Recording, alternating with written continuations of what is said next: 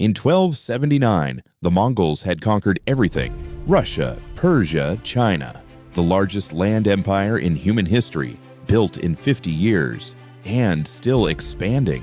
They had never lost a war. Never.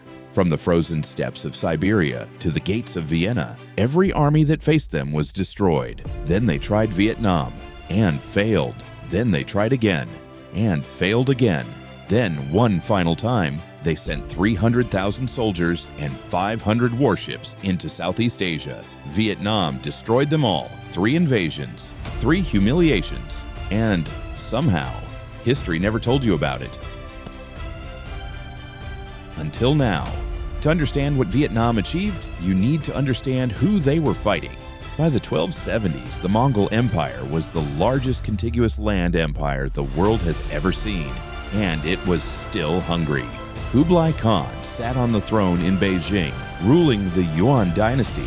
He had already conquered China, a feat that took 60 years of warfare and cost millions of lives. He had subdued Korea, forcing them to provide troops and ships. His armies were not conventional forces. They were the most sophisticated military machine of the medieval world. Explosive projectiles, coordinated cavalry, psychological warfare so effective that cities surrendered before a single arrow was fired. When Kublai Khan looked south, past the mountains into the tropical jungles of Vietnam, he saw a small kingdom. He expected this to take a few months. The first Mongol invasion came in 1257. 30,000 soldiers crossed the northern mountains into Vietnam, led by General Uriankadai, one of Kublai Khan's most decorated commanders. He expected to march straight to Hanoi and force a surrender. That is not what happened. The Tran dynasty's response was almost incomprehensible. They didn't fight, they ran. The emperor, his court, and the entire civilian population evacuated the capital before the Mongols arrived. They took everything: food, boats, supplies. When the Mongol army marched in, they found an empty city. No food stores, no resistance, nothing to conquer. The Mongols were now 30,000 soldiers in a tropical jungle, 300 miles from their supply lines with nothing to eat. The Vietnamese didn't meet them in open battle. They melted into the jungle, cut supply lines, ambushed patrols, and waited. Within weeks, dysentery and starvation were killing more Mongol soldiers than any battle. General Uriankadai had no choice. He ordered a retreat. The first invasion lasted less than 3 months. Vietnam never lost a single major engagement. Between the first and second invasion, Vietnam had 8 years to prepare, and they had a general, Trần Hưng Đạo, one of the most remarkable military commanders in history. Almost nobody outside Vietnam knows his name. He understood something most medieval commanders did not. The terrain was a weapon. He studied the rivers, the tides, the jungle. Before the second invasion, he wrote a proclamation to his officers. Part of it reads, "I fear only one thing: dying before the enemy is defeated." Trần Hưng Đạo knew Vietnam could not beat the Mongols in a conventional battle.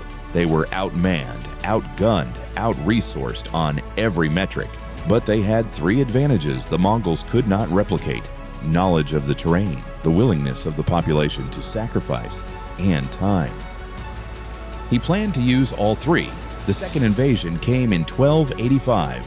500,000 troops, the largest military force Vietnam had ever faced. His son, Prince Togon, commanded from the north. A supporting fleet attacked from the south. For 6 months, it looked like Vietnam was finished. The Mongols captured the capital again. Trần Hưng Đạo ordered another full evacuation, again stripping the city of everything. The emperor himself led forces from a river flotilla, refusing to be captured. And then, at the Battle of Hàm Tử, everything changed. Trần Hưng Đạo lured the Mongol river fleet into a narrow channel. Vietnamese archers and infantry attacked from both banks simultaneously. The Mongol ships, too large to maneuver, were destroyed. It was not a battle, it was a trap. Vietnamese forces followed up with a full counterattack. Prince Togon, surrounded and facing a collapsed supply chain, ordered a retreat. Of the 500,000 troops that entered Vietnam, historians estimate fewer than half returned. Kublai Khan refused to accept defeat. In 1287, he launched his third and final invasion. 300,000 troops and a massive naval fleet. Trần Hưng Đạo had spent 2 years preparing for exactly this, and he had a plan so precise, so perfectly timed, that military historians have studied it for 700 years. The plan centered on the Bach Giang River, a tidal estuary in northern Vietnam, where the water level changed dramatically between high and low tide. Trần Hưng Đạo ordered thousands of iron-tipped wooden stakes, 2 to 3 meters long, driven into the riverbed at low tide, invisible beneath the surface when the water rose. Then he waited. In the spring of 1288, the Mongol fleet entered the Bach Giang River at high tide. 500 warships. They were coming to resupply the land army. Vietnamese forces appeared on the water, then retreated, drawing the fleet deeper into the river. The Mongol commanders suspected a trap. They pressed forward anyway. Then the tide began to fall. Slowly at first, then faster. The Mongol ships, heavy ocean vessels built for open water, began to slow, then to scrape, then to lurch sideways as the hidden stakes pierced their hulls. The river erupted into chaos. That is when Trần Hưng Đạo attacked. Vietnamese forces emerged from both banks. Infantry, archers, fireboats. The Mongol fleet, immobilized and taking on water, had nowhere to go. 400 of 500 warships were destroyed or captured in a single afternoon. The Mongol naval commander Omar was taken prisoner. Kublai Khan planned a 4th invasion. He died in 1294 before it could be launched. He never conquered Vietnam.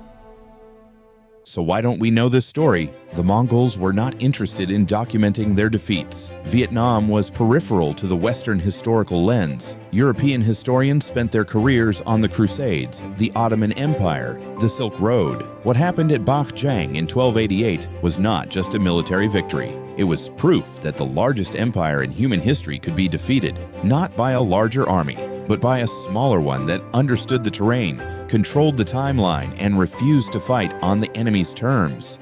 The history they never taught you. Subscribe, because there are hundreds more stories where this one came from.